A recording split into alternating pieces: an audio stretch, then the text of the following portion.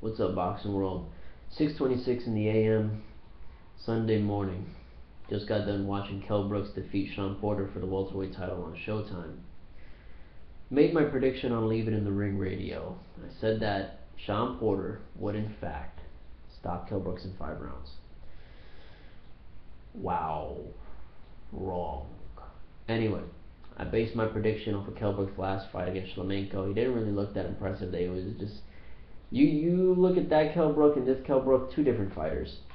I can go on about how he was holding his hands out there for too long after throwing punches, pulling them back low, which in fact was the reason why he got hurt in that fight and was in some danger. His footwork wasn't really there. I don't know. He just wasn't impressive. Shawn Porter, on the other hand, in his last fight, made Paulie Malignaggi look like a cheap sparring partner. That was impressive. So the clouded judgment on that one. Going into this fight, I had to watch it twice to let the hype die down, because you be on some shit when you watch it the first time. Oh fuck. But let the hype die down. Scored it 11-1 the second time around, and I'm gonna explain why. Now this should really cut the video down for me. As a body puncher and a power puncher, you have an objective, you have a mission in the fight, you have a destination. And what the end game is you want to disrupt your opponent and take him out of his comfort zone. And I'm going to use the Mayweather-Maidana fight as an example. You had two aggressive fighters, the power punchers, Maidana, Shawn Porter, okay, in these separate fights. Now, in Maidana's fight, Maidana made Mayweather look like Mayweather was ready to jump out of the ring, and he was screaming for help. He basically was screaming for help. You know, that's what I'm looking for from a power puncher, from a body puncher, from an aggressive fighter. What Shawn Porter was doing to Kell Brooks was ineffective. Kell Brooks, despite the rumors of PEDs, of Shawn Porter being on PEDs, of him being too strong, too fast, coming from a different weight and being so powerful, despite all those rumors and the roughhousing that actually went on in the fight, Kell Brooks was unfazed. I mean, he was just doing masterful old school boxing techniques. You know what I'm saying? Hiding his footwork behind his jab so he could position himself better for a 1-2 quick combo, leading with the right hand.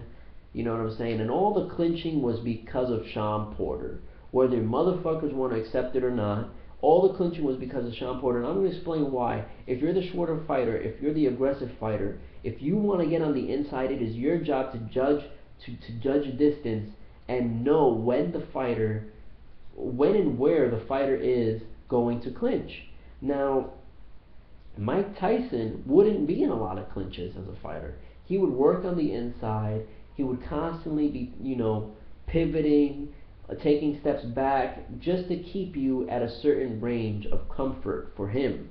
You know what I'm saying? A lot of these fucking fighters today, perfect example, Anthony Durrell and Saki Obika, they smother the fuck out of each other. They're just fucking colliding. And that's what Shawn Porter was doing all night. And it's his fault. It's his fault for clinching. He could have had a much better fight had he not done that.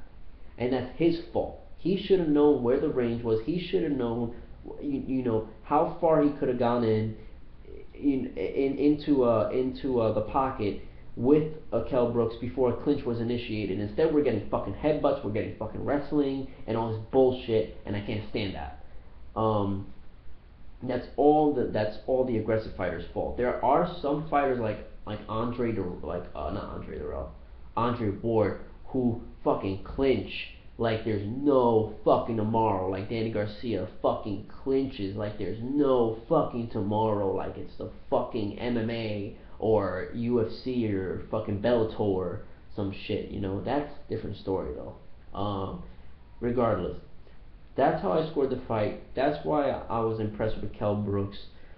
I do not want to see the Amir Khan fight right now, because I feel like that is an Eastern European mega fight, and I feel like you can put that fight together anytime you guys want. Right now, we need to focus on Kell Brook and his career in the United States, his career on primetime boxing. Give him Keith Thurman. Let him build his legacy right now. Give him Keith Thurman. Give him, Danny Garcia wants to move up. Give him Danny Garcia. Set up fights like that.